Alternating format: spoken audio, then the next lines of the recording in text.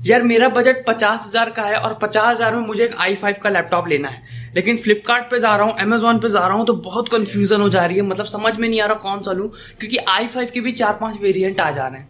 ठीक है, तो आज के वीडियो में आपकी सारी कंफ्यूजन मैं दूर कर दूंगा।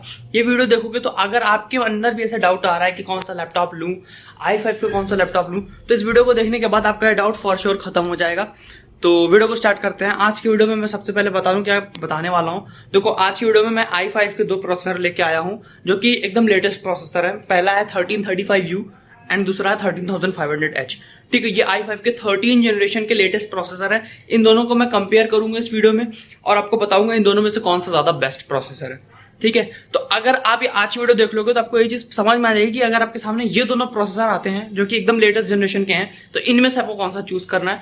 और लास्ट में अगर टाइम मिलता है तो मैं ये भी बताऊंगा कि जो बेस्ट लैपटॉप आपको इस प्रोसेसर के मिलेंगे वो भी मैं इस वीडियो में बताने वाला हूँ। तो वीडियो को स्टार्ट करते हैं। तो ठीक है, हम अपने स्क्रीन पे आ चुके हैं। तो देखो, सबसे पहला काम मैं ये करता हूँ कि स्क्रीन को 2 हिस्सों में बांट देता हूँ। एक तरफ मैं लिख दूंगा i5 1335U एंड दूसरी तरफ मैं लिख दूंगा i5 का 13500H। ठीक है, तो अब बेसिक कंपैरिजन से शुरू करते हैं। पहले बेसिक कंपैरिजन से स्टार्ट करते हैं। जनरेशन की बात करें तो दोनों में आपको 13 जनरेशन देखने को मिलता है। आर्किटेक्चर की बात करो तो इस वाले में आपको रैप्टर लिंक U का आर्किटेक्चर देखने को मिलता है और इस वाले में आपको रैप्टर लिंक H का आर्किटेक्चर देखने को मिलता है। सेगमेंट दोनों का सेम है, मोबाइल सेगमेंट ही है। सीरीज की बात करें तो जो 1335U है वो एक U सीरीज का प्रोसेसर है, जैसे कि नाम में लास्ट में U है।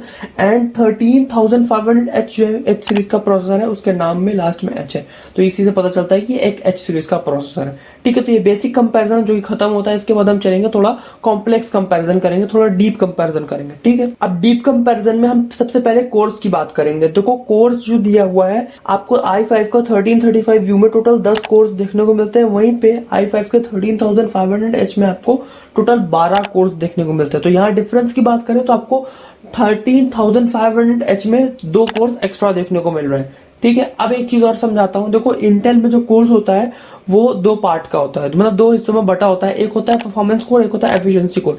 जो आपका परफॉर्मेंस कोर होता है वो उन चीजों के लिए इस्तेमाल होता है जो कि बहुत हैवी टास्क होते हैं, मतलब जो कि बहुत हैवी यूज करते हैं कोर्स को, जैसे कि आपका गेमिंग हो गया, फिर आपका वीडियो एडिटिंग हो गया, मतलब जिसमें आपके ज्यादा कोर्स की नीड होती है। उस तरह के काम के लिए आपके परफॉर्मेंस कोर्स लगते हैं, हैवी टास्क के लिए। वहीं पे एफिशिएंसी कोर उन काम के लिए लगता है जो कि बहुत इजीली हो जाता है, जैसे कि आपका वीडियो एडिटिंग हटा दो, वीडियो एडिटिंग तो नहीं होगा, जैसे कि आपका मान के चलो कोई वेब ब्राउजिंग कर रहे हो, फिर कोई मूवी देख रहे हो, तो इस तरह के काम के लिए आपका एफिशिएंसी कोर की नीड पड़ती है। ठीक है, अब आगे बढ़ते हैं। अब अगर डिफरेंस की बात करें तो मतलब इसमें जो आपको 10 कोर दिया हुआ है 1335U में, इसमें से आपके जो 10 कोर है उसमें से आपके 2 कोर परफॉर्मेंस वाले होंगे और बाकी के 8 कोर एफिशिएंसी वाले होंगे। इस वाले में आते हैं 13500H में आते हैं। तो इसमें अगर आपको टोटल बना गया है 12 कोर्स, तो उसमें से जो 12 कोर्स में से आपके 4 कोर जो है परफॉर्मेंस वाले हैं और बाकी के 8 एफिशिएंसी कोर दिए हुए हैं। तो इसमें एक चीज बहुत अच्छी मुझे को लग रही है कि इसमें आपको टोटल 12 कोर्स तो दिए हैं, वो तो ठीक है, उसमें से 4 आपको परफॉर्मेंस कोर दे दिया। मतलब ये ऐसा भी कर सकता था कि यहाँ पे आप डिफरेंस देखो डिफरेंस समझने की कोशिश करना। यहाँ पे आपको एफिशिएंसी कोर दोनों के 8-8 दिए हैं, लेकिन जो परफॉर्मेंस कोर में आप देखोगे तो 13500H में आपको 2 परफॉर्मेंस कोर एक्स्ट्रा दे दिया। ये ऐसा भी कर सकता था कि परफॉर्मेंस कोर दोनों का सेम देते, 2 दे दे, और एफिशिएंसी कोर इस वाले का 8 ही दे लेकिन इसका 10 दे दे। तो ऐसा भी ये कर सकता था, बट इसने ऐसा नहीं किया, इसने परफॉर्मेंस कोर 2 बढ़ा दिया। तो ये बहुत अच्छी चीज है, जिसकी वजह से अगर आपको 2 परफॉर्मेंस कोर ज्यादा मिल रहा है 13500H में, तो आपको परफॉर्मेंस में काफी डिफरेंस देखने को मिलेगा। जो 13500H है उसकी परफॉर्मेंस काफी ज्यादा बढ़ जाएगी 2 परफॉर्मेंस कोर एक्स्ट्रा होने की वजह से। ठीक है, और एक चीज और बताता हूँ। देखो, जो परफॉर्मेंस कोर होता है, एफिशिएंसी कोर होता है, दोनों अलग अलग स्पीड पे रन करते हैं, इनकी स्पीड अलग होती है। तो वो भी बाद में आगे चल के मैं बताने वाला हूँ। तो आगे बढ़ते हैं, थ्रेड्स की बात करते हैं। देखो, यहाँ पे आपको जो है 1335U में आपको टोटल 12 थ्रेड्स देखने को मिलते हैं।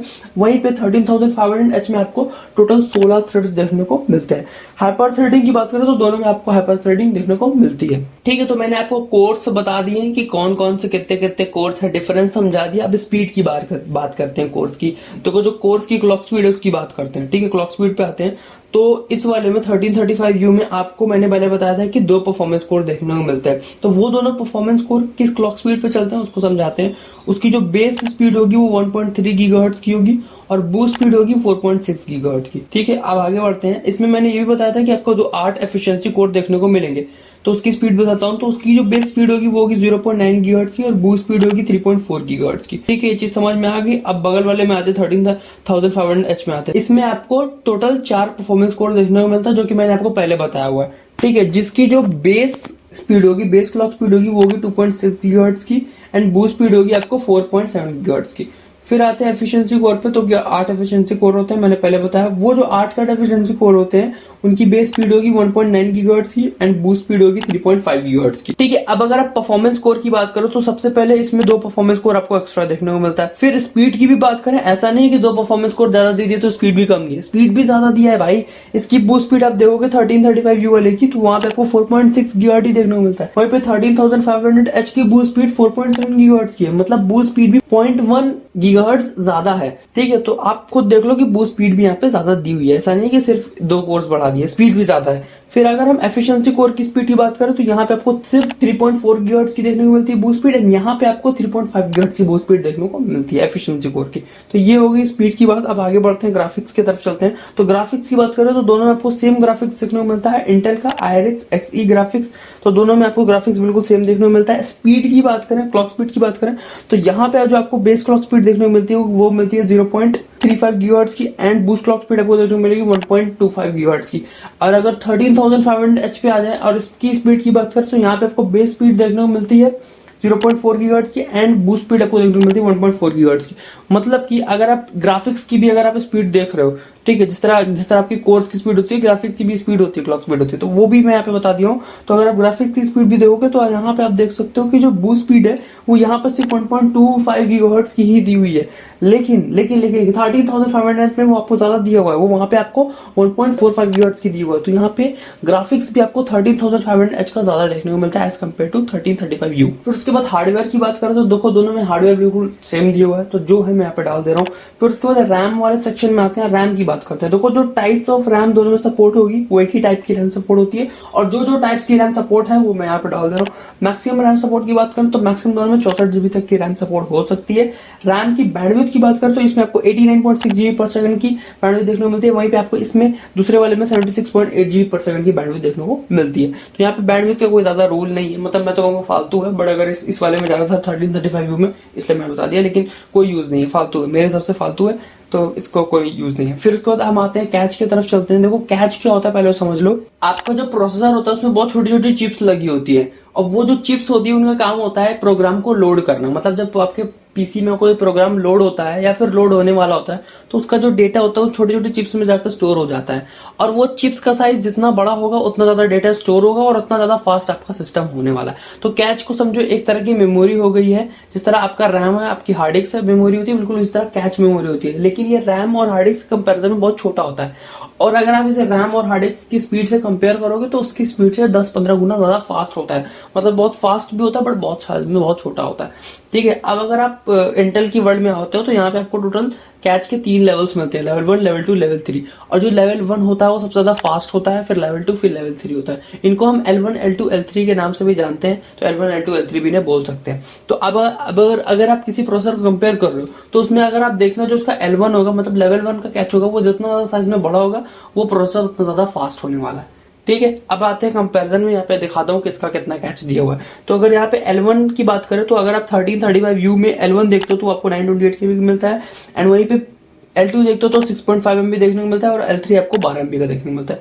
अगर आप दूसरी तरफ आते हो 13500H में आते हो तो वहां पे आपको L1 जो है वो 1100 KB का देखने को मिलता है, L2 9 MB का देखने को मिलता है, और वहीं पे L3 आपको 18 MB का देखने को मिलता है। ठीक है, तो ये रही कैच की बात। तो यहाँ पे आप साफ साफ देख सकते हो कि यार देखो जो L1 है वो आपको 13500H का काफी ज्यादा देखने को मिलता है। वहां पे आप देख रहे हो कि L1 जो है 13500H में 1100 KB दिया हुआ है, तो मतलब ये करीब करीब 150 से 170 KB ज्यादा है अगर आप उससे कंपेयर करते हो 1335 यू कंपेरिजन में। अब आप सोच रहे हो कि सिर्फ 100-150 KB का ही डिफरेंस है, बड़ा ऐसा नहीं है। देखो L1 जो है वो साइज में बहुत छोटा होता है, लेकिन वो सिर्फ साइज में छोटा होता है, स्पीड भी बहुत फास्ट होता है। अगर आप अपने L1 का 10-20 KB भी बढ़ा दे रहे हो तो आपके स्पीड में काफी डिफरेंस आ जाएगा। तो यहाँ तो सोचो 150 से 170 KB बढ़ा हुआ है, 170 KB ज्यादा है 13500H का, तो यहाँ पे स्पीड कितनी ज्यादा होगी आप खुद ही सोच सकते हो। तो ये एक कंपैरिजन था, आप देख सकते हो L2 भी ज्यादा है, L3 भी ज्यादा है। 13500H बहुत पावरफुल है 1335 यू कंपैरिजन में, क्योंकि L1, L2, L3 सब इसका ज्यादा है।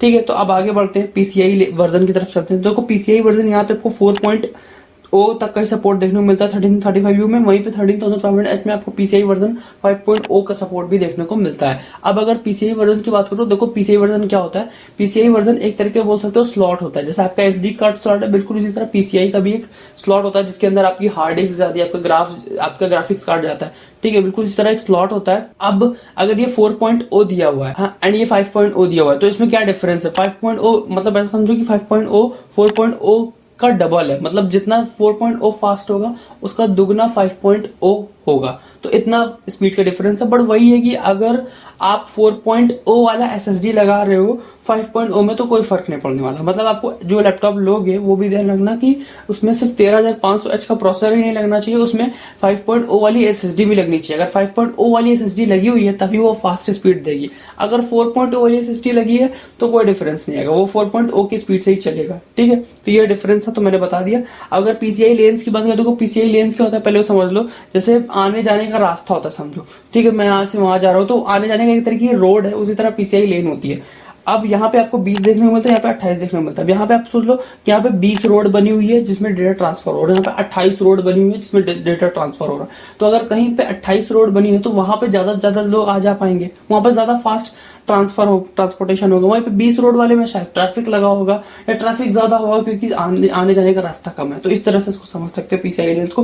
बैंडविड्थ की बात करें तो यहाँ पे 39.4 GB/s की स्पीड देखने को मिलती है यहाँ पे आपको, और ये वाले में आपको 110.3 GB/s की स्पीड देखने को मिलती है। होप जो मैं चीजें आपको समझा रहा हूँ आपको समझ में आ रही होगी, अगर नहीं आ रही तो एक बार कमेंट कर दो, मैं आपको सारी चीजें फिर से बता दूंगा कमेंट में। फिर उसके बाद अगर हम TDP की वैल्यूज की बात करें तो यहाँ पे आपको 15 वॉट की TDP देखने को मिलती है, यहाँ पे आपको 45 वॉट की TDP देखने को मिलती है, ठीक है। तो ये सारी चीजें थी जो कंपैरिजन था, मैंने बता दिया। कंक्लूजन की बात करें तो साफ साफ आपको भी पता है, मैं भी पता हूँ क्या बोलने वाला हूँ कंक्लूजन में, कि जो 13500H है वो बहुत ज्यादा पावरफुल है एज कम्पेयर टू 1335U, ठीक है। काफी ज्यादा डिफरेंस है क्योंकि कई रीजन से, एक तो उसके परफॉर्मेंस कोर 2 ज्यादा दिए हो, उसमें 2 आपको परफॉर्मेंस कोर एक्स्ट्रा मिलेगी, पहला डिफरेंस। दूसरा है कि कैच मेमोरी भी आपको ज्यादा देखने को मिलती है 13500H में, थ्रेड्स भी आपको इसमें ज्यादा देखने को मिलते हैं 13500H में।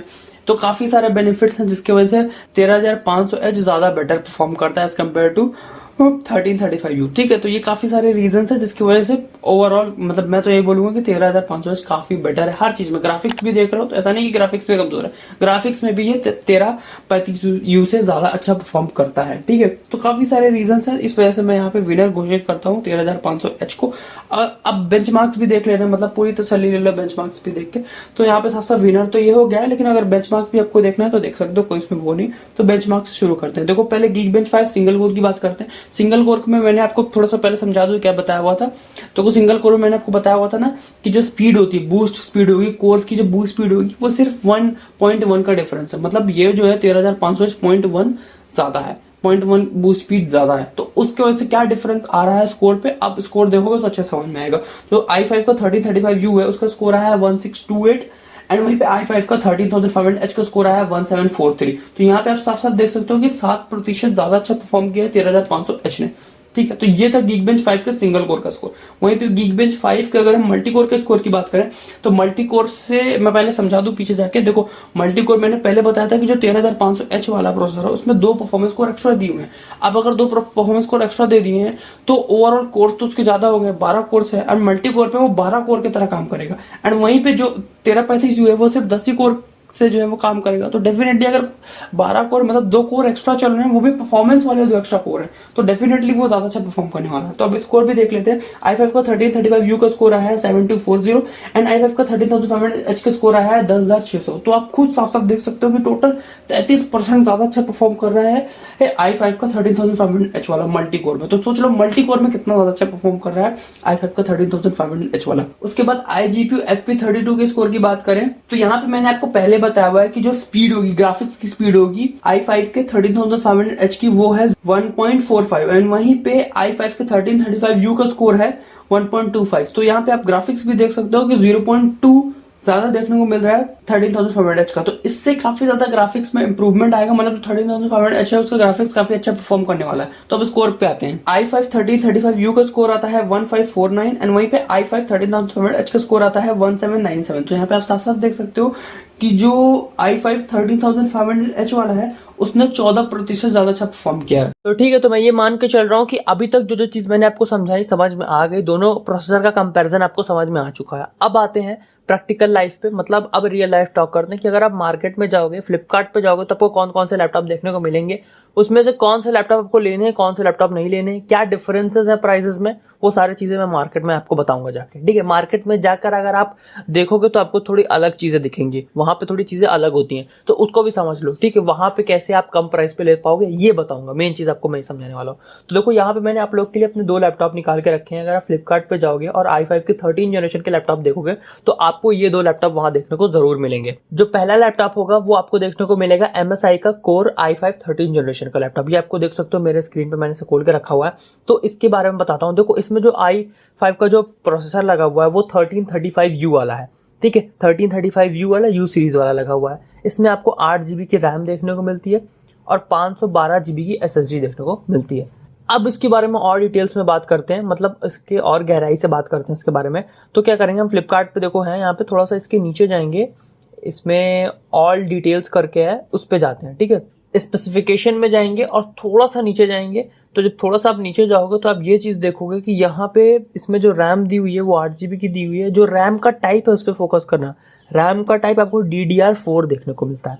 ठीक है, इस पे ध्यान देना, रैम का टाइप DDR4 है। और प्रोसेसर वेरिएंट भी आप चेक कर सकते हो, यहाँ पे साफ साफ लिखा है 1335U। तो लैपटॉप लेने के पहले ये सारी चीज़ें बहुत ध्यान से देखा करो आप लोग, समझ रहे हो। ये सब चीज़ बहुत मेन होती है, बहुत ज़रूरी होती है, तो ये सब चीज़ ध्यान से देखो। तो यहाँ पे आप देखो रैम टाइप DDR4 दिया हुआ है और रैम सिर्फ 8GB की दी हुई है।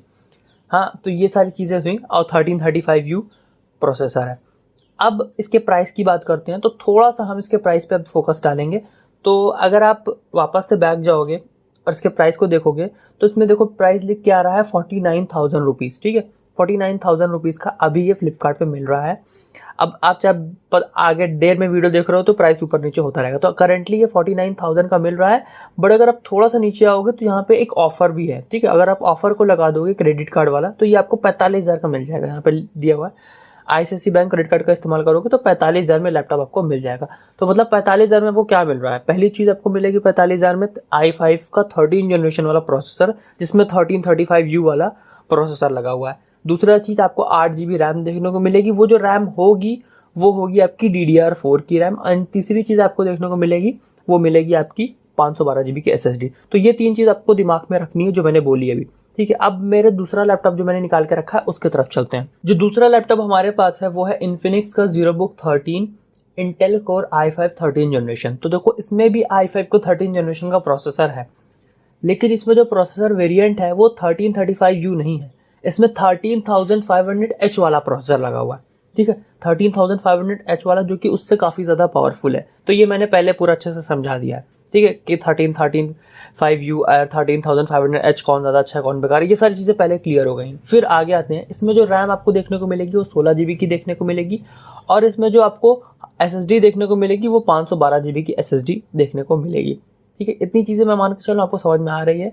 तो थोड़ा सा इसके बारे में और समझते हैं, ये लैपटॉप मतलब कैसा है, इसके और डिटेल में जाते हैं। तो नीचे जाते हैं और डिटेल्स वाले बटन पे क्लिक करते हैं। अब आते हैं स्पेसिफिकेशन पे। स्पेसिफिकेशन में थोड़ा सा नीचे जाते हैं, तो अगर आप थोड़ा सा नीचे जाओगे तो यहाँ पे आप एक चीज़ बहुत ध्यान से देखना कि यहाँ पे जो रैम टाइप आपको देखने को मिलेगी वो मिलेगी LPDDR5X की रैम। अब LPDDR5X की रैम और DDR4 की रैम में क्या डिफरेंस है। इसके पहले वाला लैपटॉप जब आपने देखा था तो उसमें ध्यान दिया होगा कि उसमें आपको DDR4 की रैम देखने को मिल रही है और इसमें आपको LPDDR5X की रैम देखने को मिल रही है। तो बहुत सारे लोगों के दिमाग में सवाल होगा कि DDR4 की रैम ज़्यादा अच्छी होती है या फिर LPDDR5X की रैम ज़्यादा अच्छी होती है। तो देखो, मैं समझाता हूँ।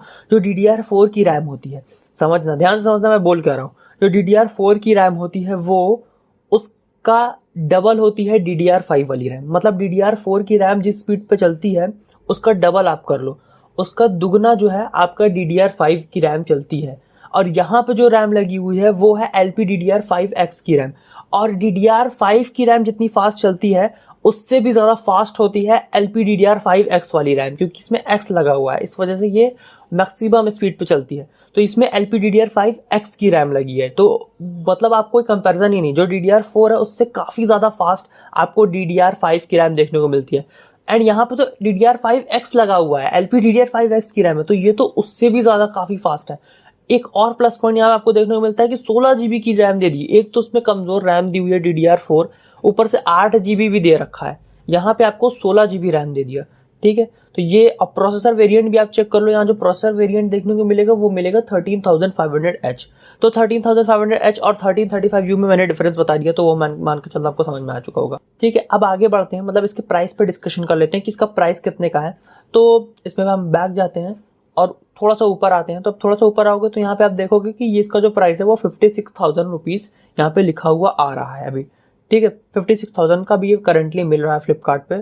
बट अगर आप सारे ऑफर्स वगैरह लगा के इसे खरीदोगे तो ये आपको 52,000 का लैपटॉप पड़ जाएगा, ठीक है। तो यहाँ पे आपको जितनी बातें मेरे को बतानी थी मैंने बता दी। अब कंक्लूजन पे आते हैं।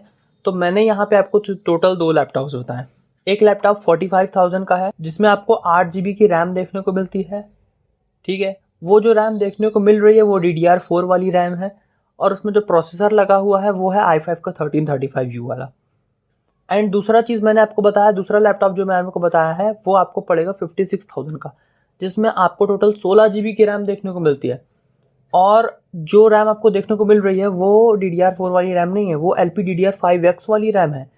एंड इसमें जो आपको प्रोसेसर देखने को मिलता है वो है i5 का 13500H वाला प्रोसेसर।